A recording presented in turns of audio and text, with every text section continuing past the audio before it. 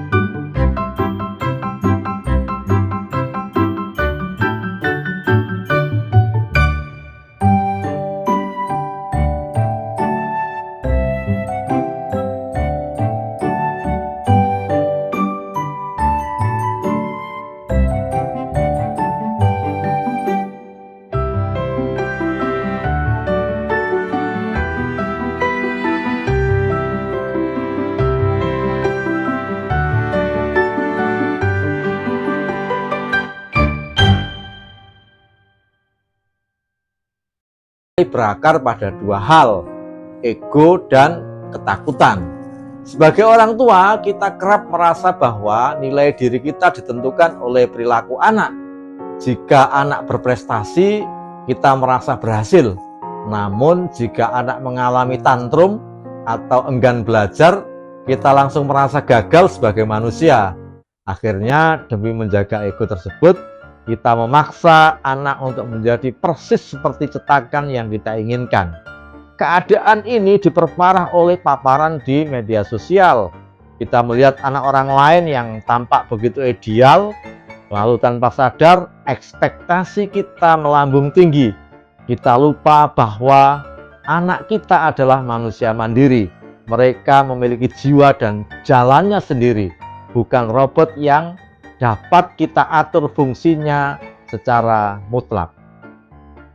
Disinilah letak sudut pandang yang ingin saya bagikan.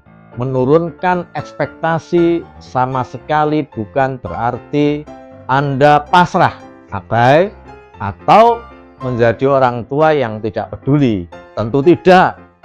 Menurunkan ekspektasi adalah sebuah tindakan sadar untuk menyelamatkan kesehatan mental dan kewarasan Anda sendiri.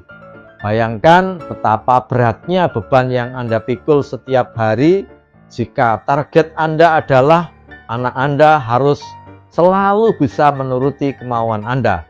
Tentu sangat melelahkan. Hubungan Anda dan anak akan menjadi tegang, penuh dengan instruksi, larangan, dan amarah. Rumah yang seharusnya menjadi tempat paling aman justru berubah menjadi medan pertempuran harian. Saat Anda belajar melepaskan kendali yang berlebihan, sebuah keindahan justru akan tercipta. Anda mulai bisa bernapas lega, Anda akan menyadari bahwa tugas orang tua bukanlah membentuk anak menjadi kembaran dari keinginan kita, melainkan mendampingi mereka menemukan jati diri mereka yang sebenarnya. Lalu bagaimana cara mempraktekkan hal ini dalam kehidupan sehari-hari? Ada 3 langkah bijak yang dapat Anda mulai sejak hari ini. Yang pertama adalah bedakan antara kebutuhan anak dan keinginan orang tua.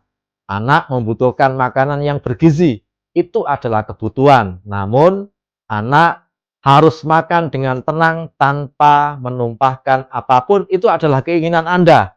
Fokuslah pada kebutuhannya dan berikan kelonggaran pada caranya. Kedua, ubah kalimat perintah menjadi ruang diskusi. Alih-alih mengatakan Anda harus mengambil jurusan ini, cobalah menggantinya dengan dialog. ayah melihat Anda memiliki bakat di bidang ini. Bagaimana kalau kita kembangkan bersama?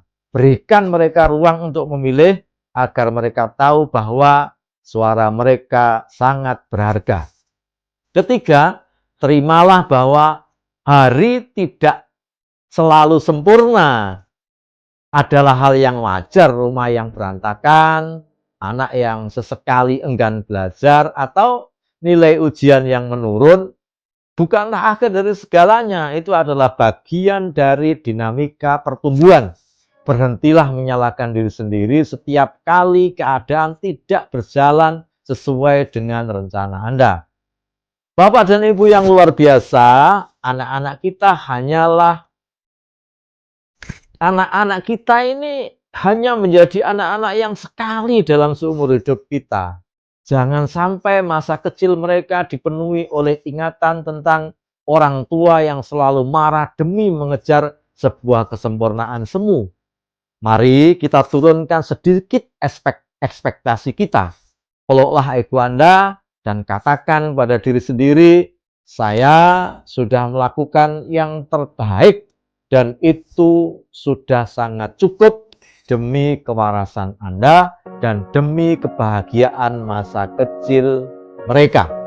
Karena orang tua yang sehat mental dan berbahagia adalah hadiah terindah yang dapat Anda berikan kepada anak-anak Anda.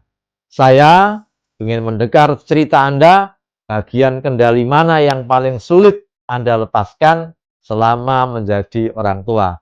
Mari kita menguatkan dan berdiskusi bersama di kolom komentar di bawah ini.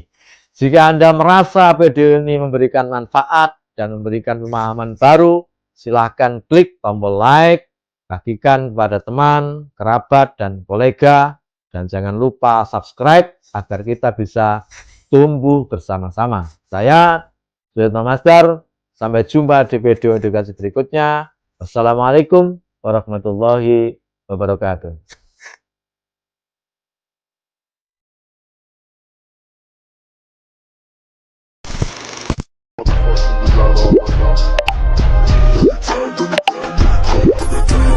Time,